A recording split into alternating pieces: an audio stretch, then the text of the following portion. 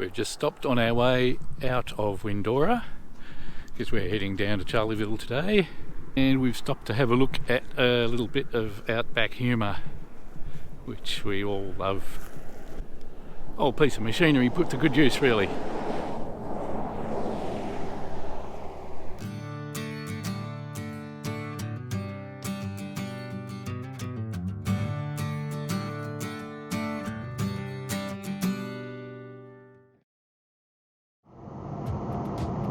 That sign we're passing pointing away from us, because we're just leaving the town common, says no shooting on town common, which means now that we're out here we can get shot at. Yes, Windora's been quite a good stay, hasn't it? A great stay. Caravan park facilities were the best we've been to.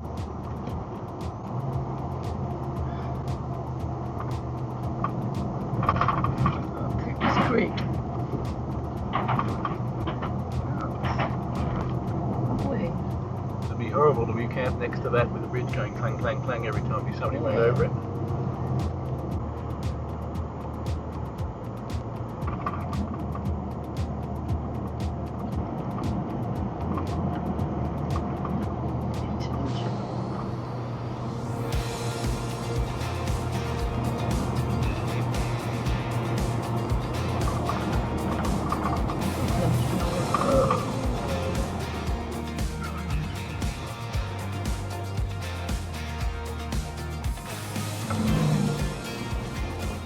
Another one. Quite close, and it's quite sharp drop off. Oh, it's stopping me. Yeah. Thanks for that. There you go. There's more.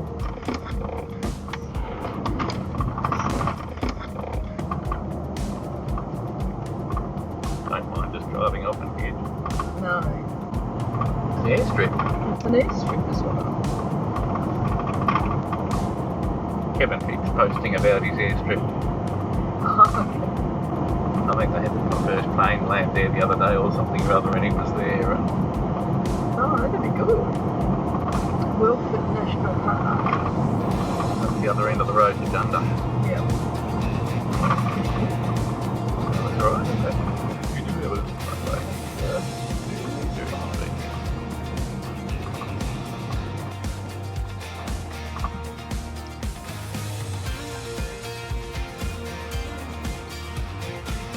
He has to let it slow down. On into Quillfisher. Road wide 20 kilometres.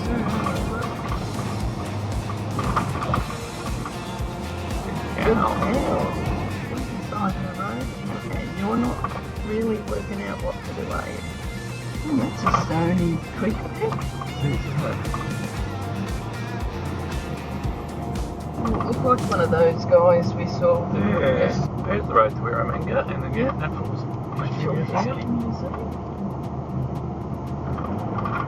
A dune. Flatways next 26k. Yeah.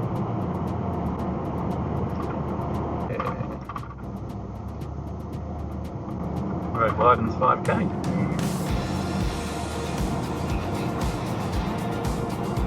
Cow rocks.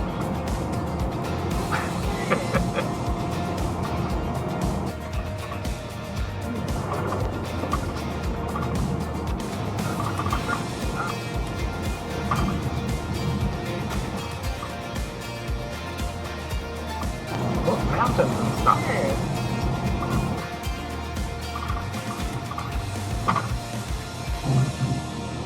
Well, after a big drop like that, we're certainly going to be subject to flooding. Yeah.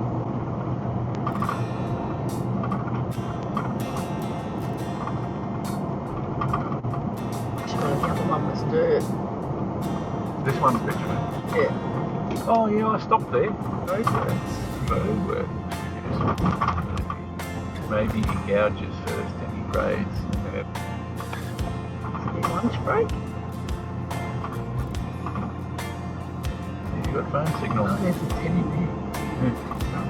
Grey range, altitude 244 metres.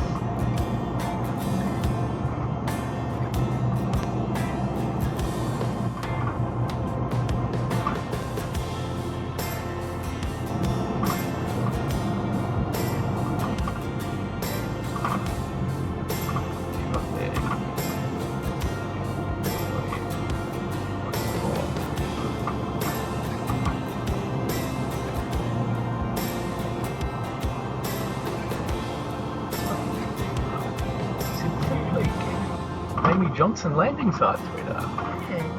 which is at an airport, which is probably a good thing. Information, Military History Museum, Radio Port Hunter. Yeah. This looks like a pub. Quilty Heritage Inn. There's a cafe. Under Bob Young Memorial Park. Yes. Proceed on the current road. Quilty Memorial School. Charleville 210. Shorten road trains, get off. Follow river. Proceed on the current road. Okay, very good. We'll do that.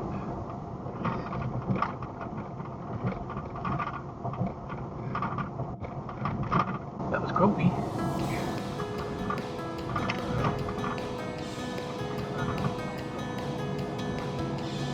Oh, they're just randomly walking over the place. What are you doing? Make up your mind.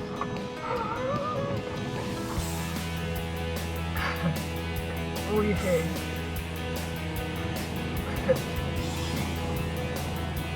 Hellhole Court. Oh, there was a road into that.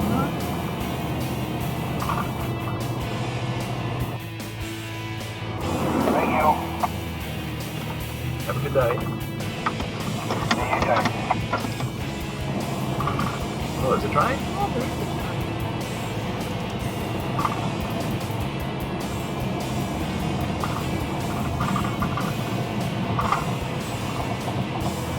It's quite wide, this bit here. Yeah, I know. Which is good. It worked out well. Yeah, well, wasn't going to pass him on the other bits. Quilbury Creek.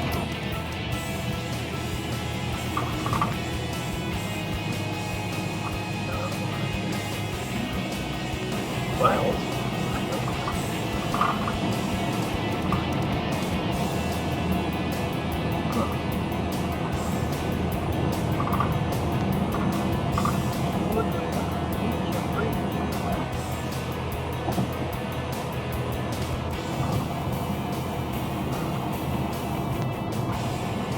Welcome to Charleville.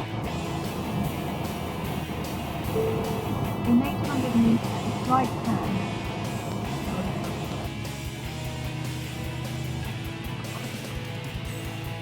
Warrego River. Not much in it. Nothing. Proceed about 2 kilometers. Oh, Victorian foot. Yeah. Australia. Tourists. Oh, sign said to the Common Caravan Park this way. That's promising. Yeah, this part. You have arrived at your destination. The route guidance is not finished. There you go, perfect, see? Okay. She actually found something for once. Army. Dirty army. Looks like they've been playing out in the bush.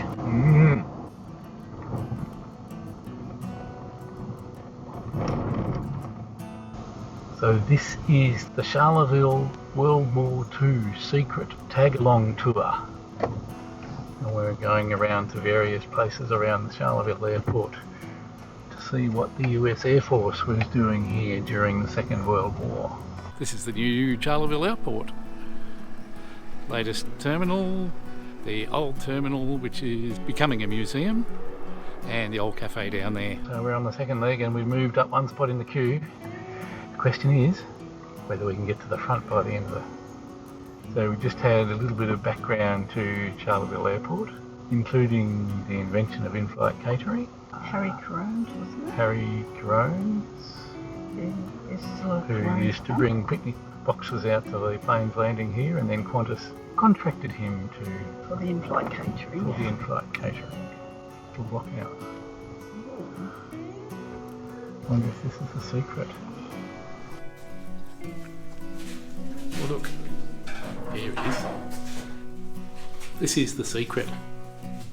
This is it, yep, this is what I've done. Charleville was used as a major airbase for US Air Force B-17 bombers during the Second World War.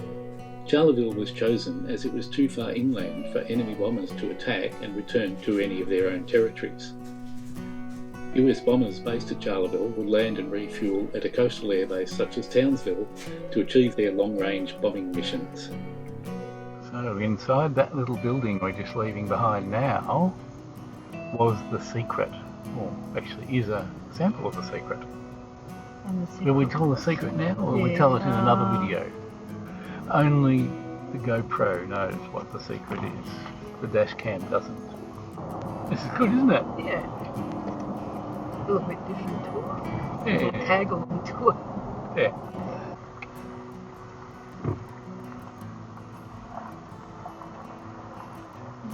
Look at this poor magpie.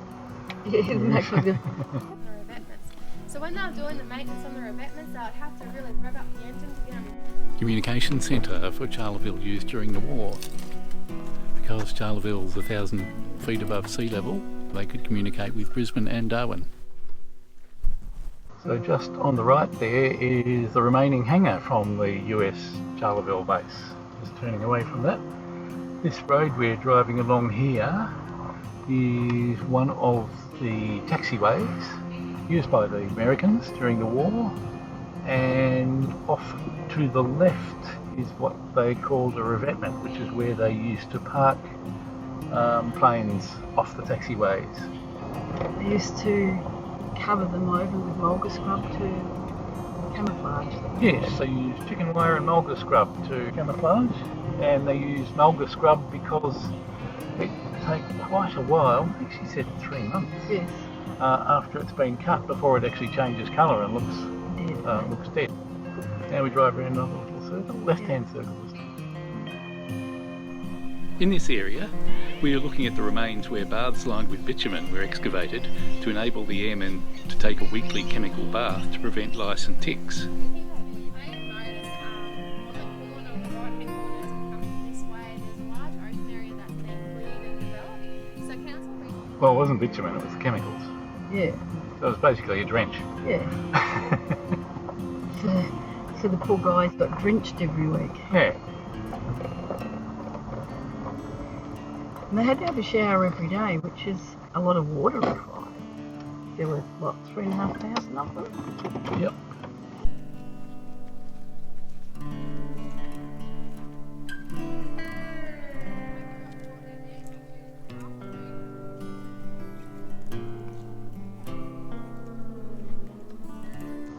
So straight ahead is the old water tower, although due to the variation in the size of the tank and the platform, it is believed there was originally a larger tower on top.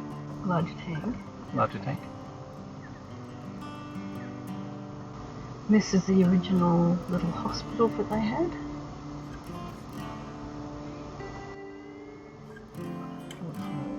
Hazardous material storage area. I think this may be the dance hall. Yeah. So just passing on the left is the kitchen to the old dance hall, which wasn't actually built till 1945. When the war was finished, they dismantled it and took it into town as the RSL, was it not? Ah, yes. But unfortunately it burnt down later, so they've rebuilt a new RSL since. Most of the American buildings were dismantled and either taken elsewhere, or the parts of the building used for something else, or occasionally the buildings went into town. For housing. The house for returning servicemen. See, it might have been, it was built like that. Yeah. As she said, think MASH. Like MASH. Yeah.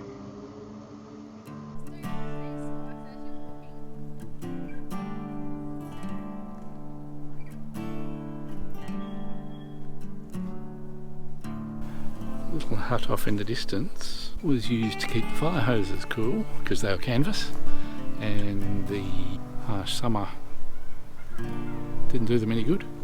So here we've got the urinal and the toilet block, and up in here the showers.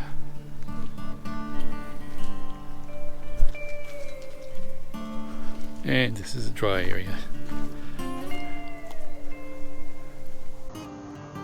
Just stopping in the middle of the road. There is the Roaming Australis transport vehicle, and a US Air Force B-17, which was stationed here during the war. That's the Historic House Museum. Yeah. We probably should go there tomorrow. Yeah.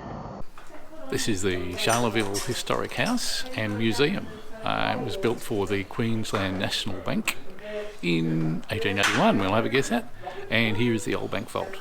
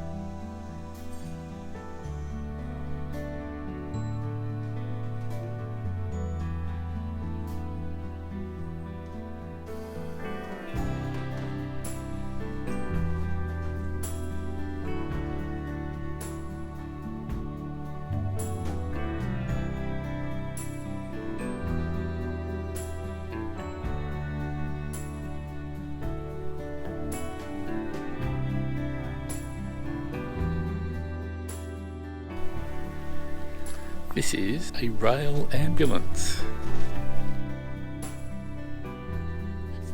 First thing. And the magpie's really curious as well.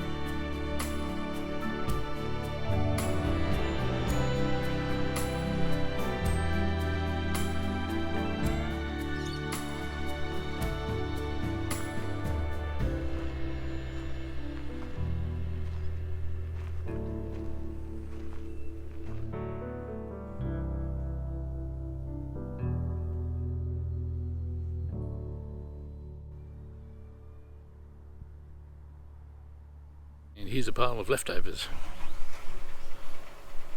That's not them you can hear running.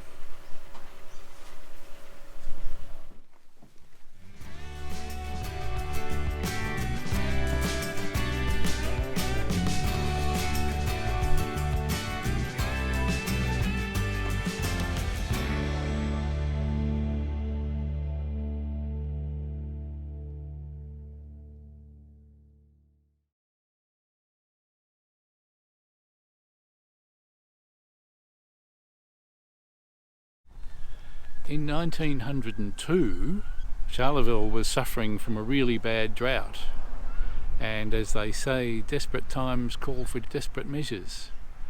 So they attempted to use these vortex guns to fire into the clouds to make it rain. Unfortunately, they turned out to be unsuccessful, and the drought lasted for some time longer.